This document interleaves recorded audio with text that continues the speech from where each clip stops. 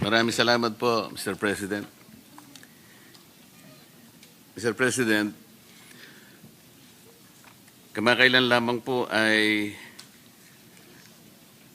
merong isang tao na naging controversial dahil sa kanyang ginawang pagtestigo dito sa Blue Ribbon Committee. Ang pangalan niya po ay Orly Gutesa. Si Orly Gutesa po, kagaya po ng nalalaman na ng marami, kung hindi man lahat, he testified before the Blue Ribbon Committee and he was the only one who was able to connect the dots between Saldico and Martin Romualdez. He chose to present himself before the committee, took his oath, and he allowed himself to be interpellated by the members of the Blue Ribbon Committee. This representation thought that that was the thing to be done. Pagkatapos po noon, Mr. President, yung mga tao na ang paniwala nila ay hindi dapat pakinggan yung statement sapagkat obviously pinoproteksyonan nila yung mga pangalan na nabanggit doon, ay gumawa sila ng paraan para discredit yung mama, meaning Orly Gutesa. Nagsimula po sila na hanapan ng butas yung nagnotaryo doon sa dokumento. Sa akin pong palagay, Mr. President, naging muti ang academic yung notaryo sapagkat yung testigo humarap naman. Maghapon na nandito po kasama natin tumestigo at sinagot lahat ang mga tanong sa kanya. Ngunit hindi po sila nagkasya doon.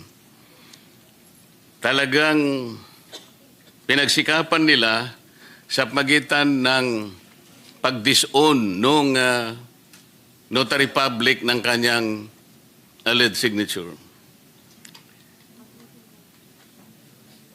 Mr. President, gusto ko pong malaman ngayon, hindi po ba kalakaran na yung mga nagpapanotaryo, ibibigay lang po yung dokumentong gusto nilang ipanotaryo sa opisina ng kanilang pinuntahan at kung magkano man ang bayad na hihingin sa kanila, magbabayad po at kukunin na nila yung notaryo o yung dokumentong pinanotaryo. Hindi po ba ganun ang kalakaran, Mr. President?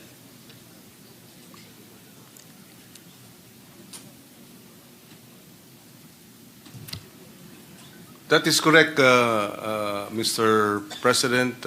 Kinakailangan ng personal appearance nung affiant. Ganun nga po ang ginawa niya, Mr. President. At kung titingnan po natin sa mga matataong lugar, for example, the vicinity of a city hall, doon po dikit-dikit po ang mga opisinang nagnunotaryo. Ganun pa nga pong nasa jeep na nagnunotaryo. Pangkaraniwan po bang nangyayari, Mr. President, na yung po nagpapanotaryo bago siya umalis ay pipilitin niyang puntahan yung inaakala niyang nagnotaryo at sasabihin niya, "Ma'am, sir, pasensya na po kayo. Gusto ko lamang pong malaman kung talaga kayo po ang pumirma dito sa dokumentong ninotaryo ninyo." Nangyayari po ba yun? Sinisiguro po ba nung nagpanotaryo bago siya umalis na yung inaakala niyang nagnotaryo sa kanyang dokumento ay siya nga? At nire-require po ba niya na talagang patunayan ng nagnotaryo na pirma niya nga talaga yung nasa dokumento? Well, base sa personal kong karanasan, mayroong assumption ang nagpapanotaryo na talagang yung nagnotaryo ay mayroong komisyon. Hindi ho kickback. Ibig sabihin, notarial commission. May authority. So, I agree na hindi practice yung ang nagpapanotaryo, tatanungin pa yung nagnonotaryo, ikaw ba talaga itong pumipirma? In fact, kabaliktaran. Ang notaryo nagtatanong dun sa pipirma, ikaw ba talaga ito dahil kailangan mong humarap sa akin? Salamat po sa inyong kasagutan. Totoo po yun, lalong-lalo na po kung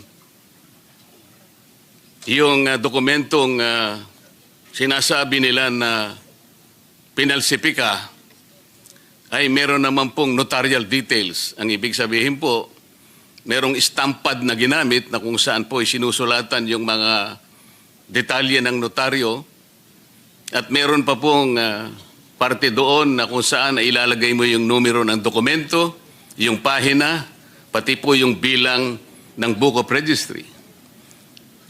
Yung pong dokumento ni Gutesa, Mr. President, pag sinalat mo po, meron po kasi akong kopya. Meron pong dry seal eh. Ang ibig po bang sabihin, Mr. President, si Gutesa, kinakailangan pa niyang maghanap o mag-imbento ng stampad para sa notarial details at saka yung lugar ng opisina na kung saan i-stamp mo doon? Manghihiram o magnanakaw kaya siya ng isang dry seal? Paano gagawin ng isang ordinaryong taong pumunta sa isang notarial office na hanapin lahat ito? Saan niya kukunin yung notarial number? Saan niya kukunin yung book number, yung page number? Ano pong mapapala ng isang nagpapanotaryo kung pepekehin niya yung notaryo? Sir President,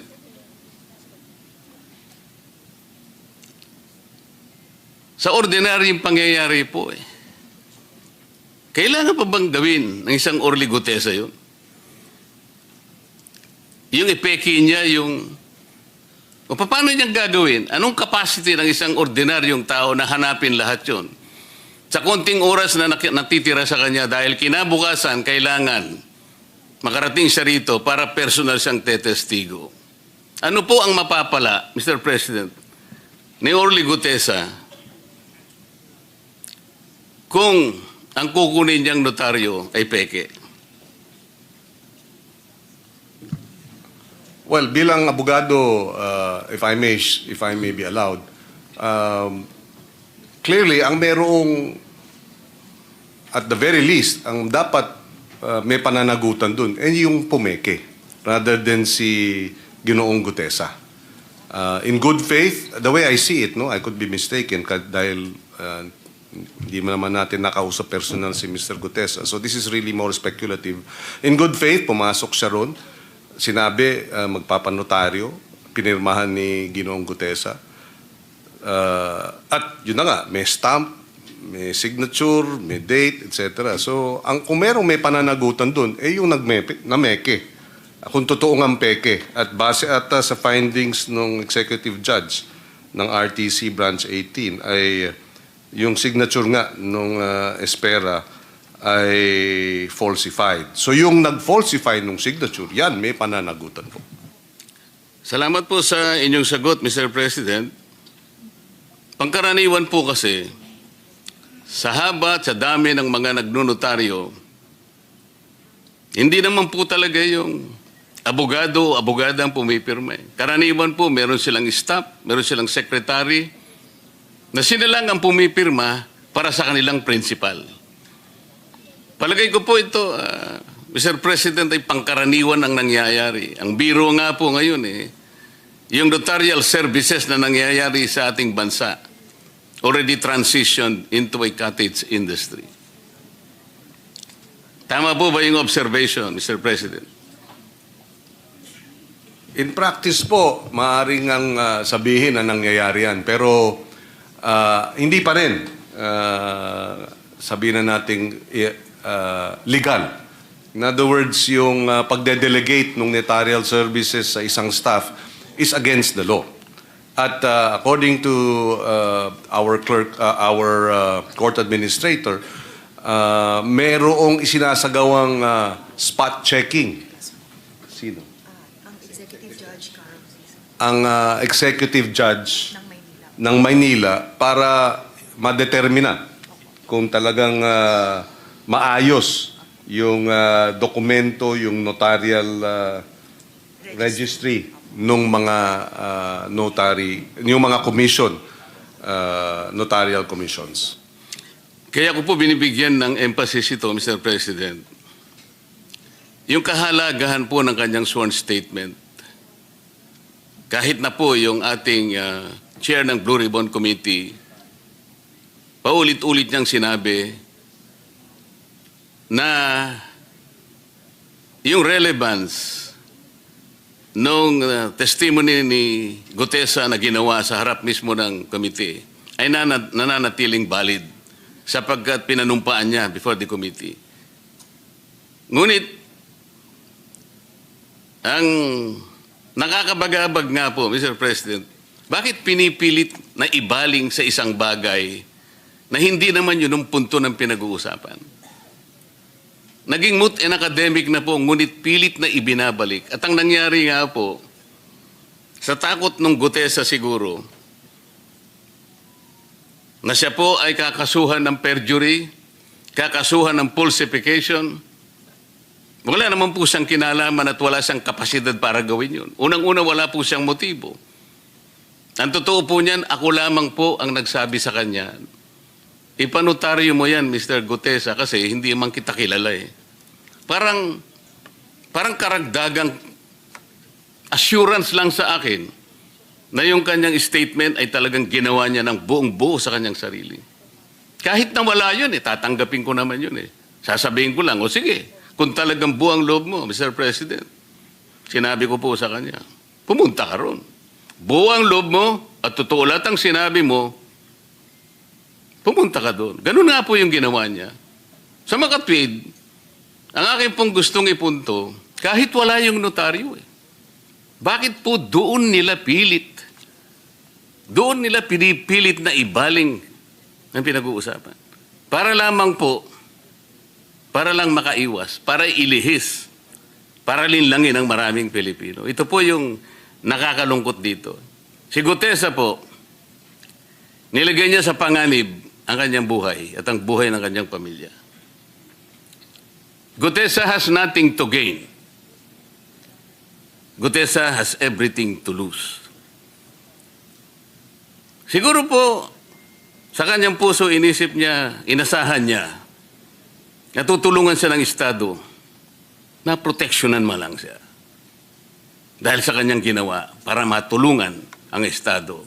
I-prosecute kung sino talaga ang may kasalanan sa malaganap at kasuklam-suklam na iskandal na ginawa ng mga taong kasangkot dito. Pero wala po eh. Wala siyang nahita. Despite his courageous testimony before the Blue Ribbon Committee,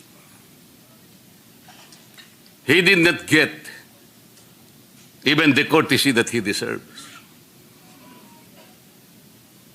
Alam po ninyo, Mr. President, sa kagustuhan ko po na kahit papano, may saayos kung talagang sino ba yung nagnunotaryo na yun? Kung hindi man pirma ng notaryo publiko, meron at meron siyang kinakasangkapan para pumirma sa kanya.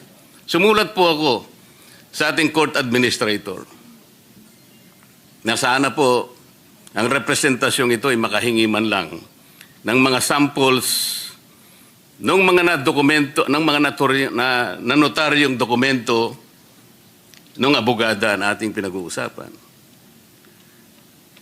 Ginrant po yung aking letter request ng court administrator. Nahingi po kasi ako ng sample, kahit na 3 samples lang po sa bawat buwan, mula Enero hanggang Agosto ng 2025. Ang masakit lamang po na nangyari, Mr. President, at gusto ko po bigyan ninyo ng opinion, kung pwede, kung tama ang ginawa ng executive judge. Ang sabi po niya, siya ang magdidesisyon kung ano ang sample na ibibigay sa aking opisina. Do you think, Mr. President, the executive judge committed grave abuse of discretion?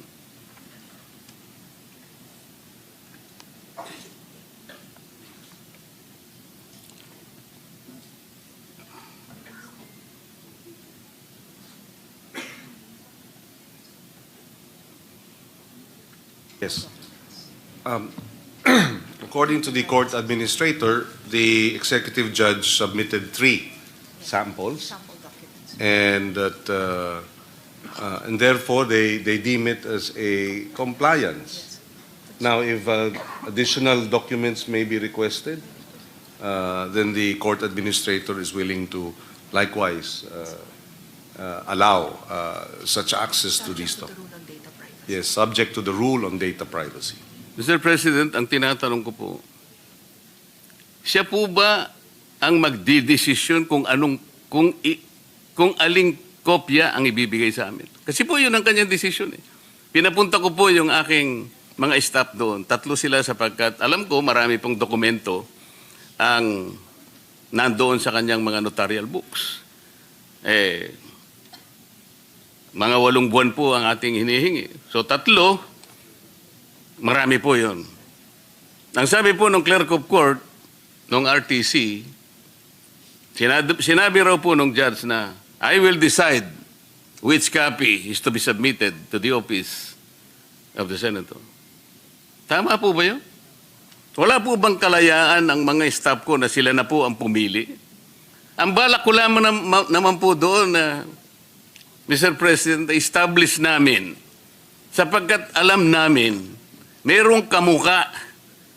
Sa kalipunan po ng mga dokumentong ninotaryo, makakita lang kami 3 hanggang 10 na kamuka nung pirma na ibinigay kay Gutesa, na-establish namin talaga, hindi si Gutesa ang nameke. Talagang merong pumipirma para sa kanya. That is the only objective. But we were denied. We were denied of that purpose, Mr. President. Doon po ba sa sulat ng Office Administrator, Court Administrator, sinabi po ba niya na ang mamimili po ng sample na ibibigay sa amin ay yung mismong judge? Nakalagay po ba? Nandito po kasi sa akin yung kopya ng sulat ng Office of the Court Administrator granting our letter request. Yeah, according to the court administrator, the executive judge has custody over notarial documents. Yes, through the OCC. Office of the Clerk. Yes, the Office of the Clerk of Court. And therefore, having custody of these notarial documents, they therefore have the authority and discretion to decide which of these notarial documents, if 3 were requested, then they have authority to decide which of the 3. Now, if 20 were requested, or all documents were requested, then there would be no discretion, and this could be made available, subject to the law on data privacy. Mr. President, ang inihingi lang po namin ay yung kalayaang makita namin ang mga dokumento. Para sa ganun po makumpara namin, makita namin mula doon sa mga notarial books niya at sa mga dokumentong ninotaryo kung wala ngang isa man lang doon nakamuka o kagaya nung pumirma o pirma doon sa dokumentong dala-dala ni Gutesa. Yun lang po yung objective eh. Kasi po pagka kinontrol ng judge, nasa kanyang control talaga sapagkat napagtibay nila talaga doon sa kanyang naunang order na hindi nga pirma ng abogado. Naniniwala naman po tayo doon eh. Pangkaraniwan kasi hindi naman yung abogadong pumipirma eh. So chances are, the one assigned to be there in that office, kung sino man yon, the notary public allowed him or her to sign for her. Sa mga kapit, hindi talaga pirma niya yon. Kaya po, ang aming objective, kaya ako humihingi ng sample, kaya ako pinapunta yung aking mga staff, para kami na yung humanap, makahanap man lang kami, nakagaya nung pirma na yon. At alam namin, meron kaming makikita. But for the judge to insist that she will be the one to select, natural lang, pipiliin niya yung hindi kagaya nung pirma kay Gutesa. I think that is very understandable, Mr. President. I share the concern of the good senator, and And because of this, I clarified with our court administrator. Actually, access to all the documents, provided that it is under supervision of the clerk of court, your staff this may be granted. Access to all the records, provided that the clerk of court is there to supervise and to monitor the the going through these documents, good Senator. Ayun na po yung iniisip ko ngayon, Mr. President. Total, nandiyan naman po yung Office of the Court Administrator. Pwede po bang yung mismong libro na ang makita ng mga staff namin mula Enero hanggang September 2025? Ma-examine lamang po. Yes, according to the court administrator, with proper coordination, access to these documents can be granted, provided that it is under the supervision of the clerk of court and the executive judge. In other words, ilalapag dyan yung mga dokumento, yung notarial book, nariyan si executive judge, nandan ang inyong staff, nandyan yung clerk of court, at pwede pong busisiin itong at i-inspect itong mga libro na ito. Yun po kasi, Mr. President, ang pinakiusap namin para madali lang at makatulong din naman kami dahil marami namang gawain ng RTC. Nandun po yung 3 staff ko, nakabantay yung clerk of court, titingnan lamang po. And according to the court of administrator, they will allow such access. Siguro nag-iingat lang yung executive judge at she confined the inspection to the, as requested, 3 documents. But having said that, the court administrator now is saying that yes, access to all these records can be made available upon the request, provided that the executive judge and the clerk of court is there as your staff go through the books and subject to the Data Privacy Act. So, Mr. President, salamat po ron. Pwede po ba namin i-assume ngayon na kahit bukas, kahit na wala po kaming sulat na po sa Office of the Court Administrator, siguro po kayo na ang magno-notify sa kanila na bukas po ay pupunta po yung mga staff namin para ganun ang gawin natin.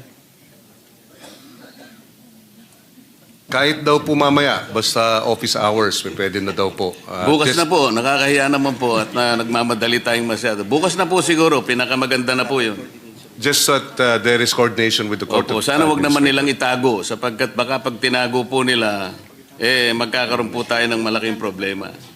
Ang ina-assure po tayo ng court administrator na hindi naman daw po dahil naroon lang daw po yun. Salamat po, Mr. President. Maraming salamat. Ito po yung excerpt kasi ng resolution po ng executive judge. Kaya nakakapagbigay po ng iba yung pagdududa sa representasyong ito. Ang pinag-uusapan lang po ron. Ang core issue lamang po whether or not pirma niya yun o hindi. At kung kinakailangan maproteksyonan yung integridad ng notarial service. Pero nagpakahaba-haba po yung yung executive judge. To reiterate, sabi niya po, in view of the fact that the sinumpaang salaysay contains spurious notarial details, assuming na mayroon pong kakayahan si Gutesa na siya po yung mag-i-stamp ng ganun, and a forged notary signature, and further considering that the said affidavit was presented during the Blue Ribbon public hearing, this office finds that its presenter, Mr. Gutesa, and all persons who made use of said documents not only introduced the forged and notarized inumpang salaysay, but also actively participated in its falsification. Sana naman po kayo nakakitang order na gano'n?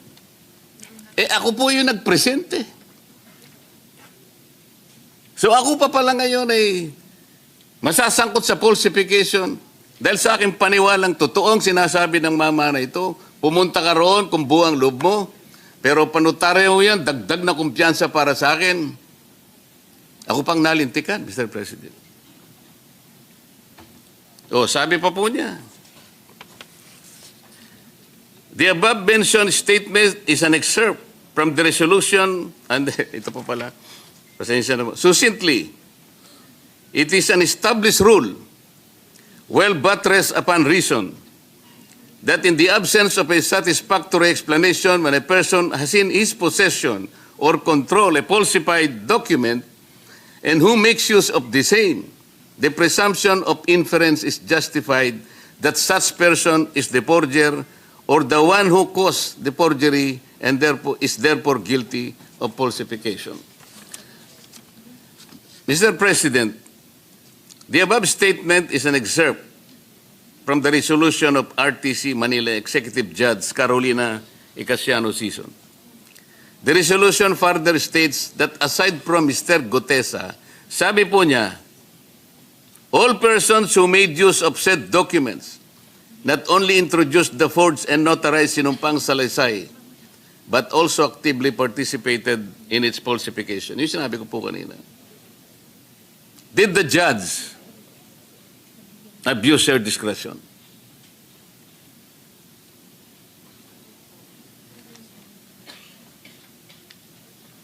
Well, according to the court administrator, it is their view that no, because there is a presumption of regularity. And if I may, well, I was listening to the good senator. Sabi kasi absent the facts, absent the evidence to the contrary, no? Or information to the contrary. Mukhang based on your explanation now and your narration, mukhang may absent nga dun sa information na which led to that ruling. That is my personal opinion as a lawyer. But according to the court administrator, because there is a presumption of regularity, then there was no abuse of discretion. Saan po ibinase yung presumption of regularity, Mr. President? All persons who made use of said documents do not only introduce the forged and unauthorized sinumpang salaysay, but also actively participated in its falsification. Tinawag ba niya ako doon o yung mga taong nag-present ng document na yon? Wala po. Ang totoo po niyan, this representation requested a copy of her resolution. Hindi po niya ako binigyan. Ang sinabi po niya, you are not party to the case. Who is party to the case, Mr. President? Ang sabi pa po niya, she gave a copy to the Blue Ribbon Committee. So this representation, nagpakuha po, nag-request sa Blue Ribbon Committee. Sabi ng Blue Ribbon Committee, we have no copy of that resolution. So sino po binigyan niya? Regular po ba yun? Where is the presumption of regularity here? Sabi niya, hindi ako party. Hindi ko naman sinabing party po ako, but party po ako ng Blue Ribbon Committee. And I am a senator of the Republic.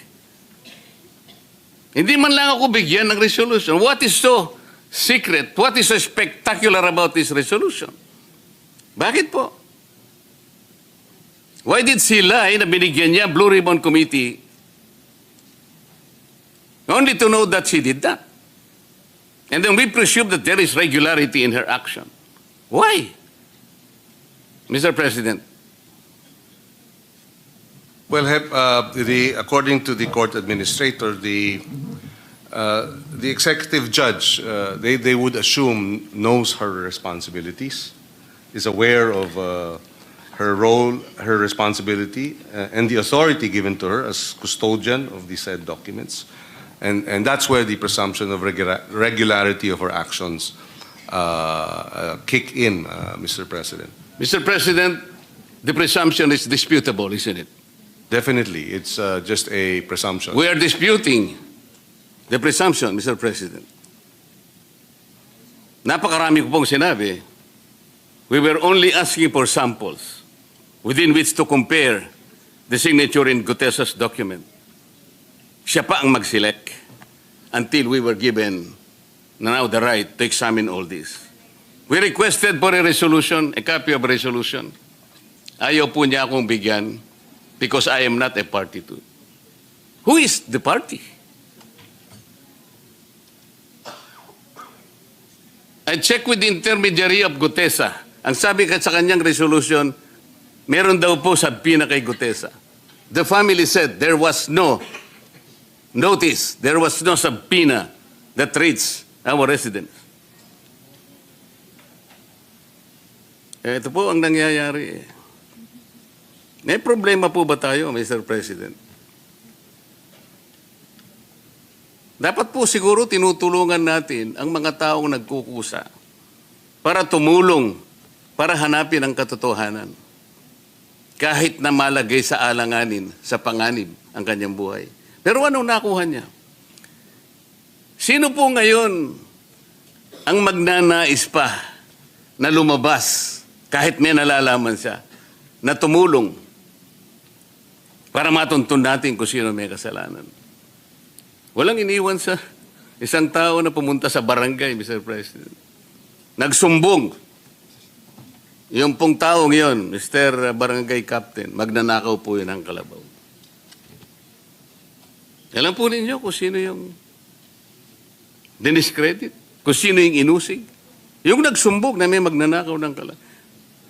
Yung magnanakaw ng kalabaw, hindi man lang.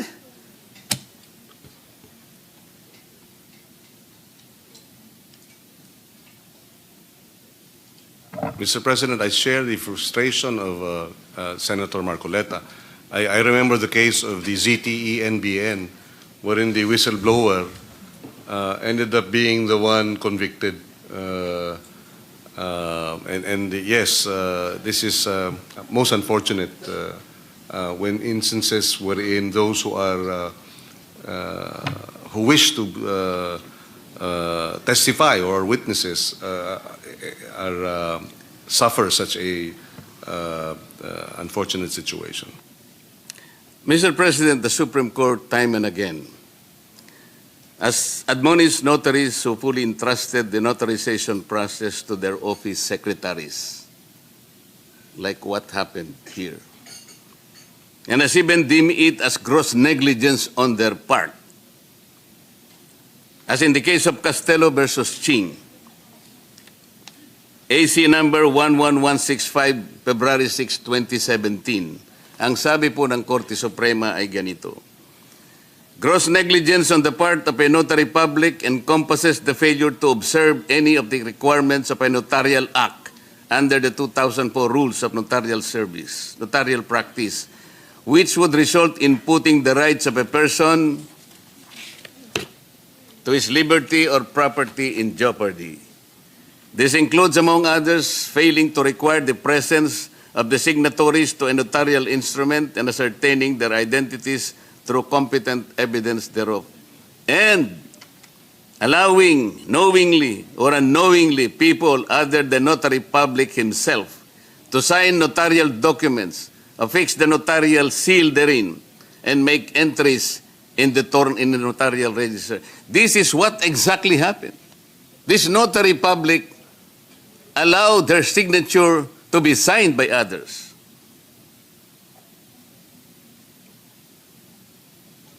To use their notarial seal by others and make entries in the notarial register.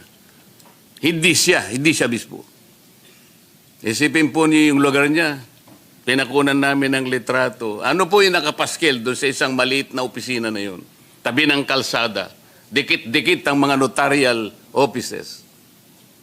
Alam po ba niyo yung nakalagay na sign? Affidavit. Notarial affidavit. 24/7. So hindi na natutulog yung abogada ron kung siya nga yung nandun. Ilan na pong mga notaryo publiko ang na-admonish o kaya nasuspindi o kaya nasira, inalis sa notarial practice, Mr. President. Kasi po ang kanilang mga sekretarya na lang o mga staff ang talagang, yun naman po ang nangyayari, kalakaran na po yun eh. I think even the Supreme Court can take judicial notice of this particular industry.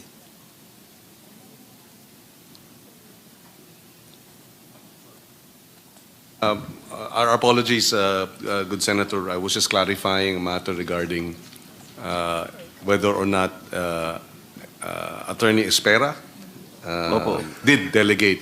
Of course, that is a accusation or a allegation, rather. And if proved to be true, then definitely Espera should be held to account for that. And therefore, perhaps one's route should be to ask to have Attorney Espera, the notarial, the notary public, to explain whether or not she in fact did that. Of course, Kasi po, Mr. President, yung ninotaryohan na kontrata ng PESA, ganun din po yung pirma.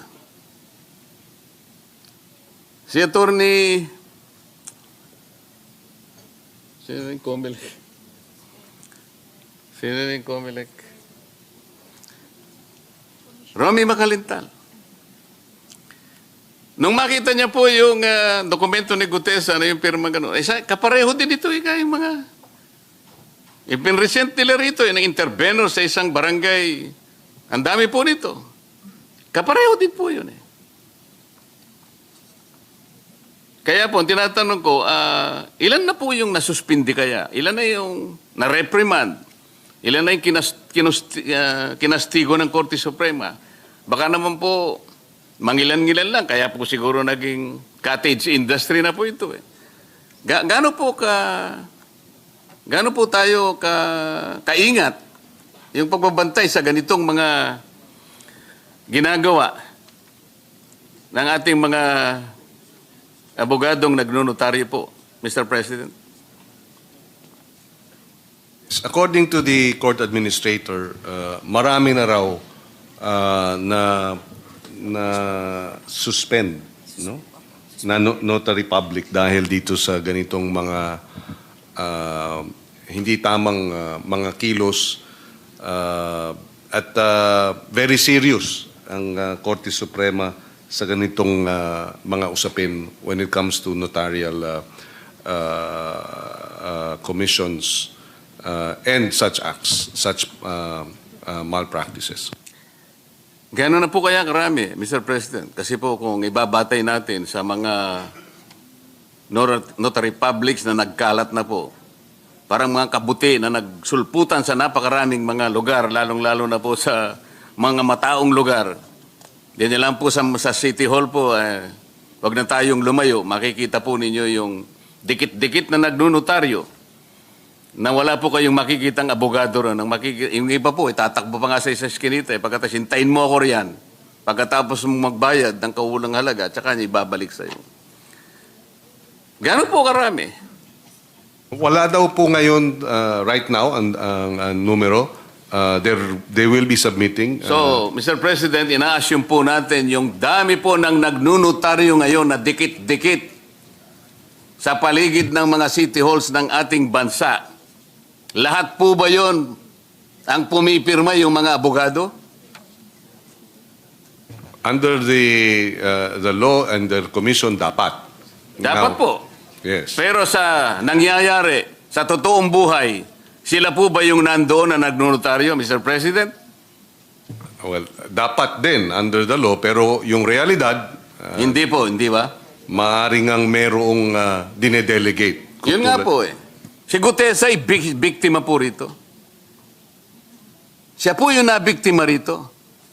Pero siya ngayon ang kakasuhan ng falsification, ng perjury. Ang tanging kasalanan niya ay lumabas lamang at nagpasya para tulungan ang Estado hanapin kung sino ang utak ng makawalang hiyang nangyari sa ating bansa.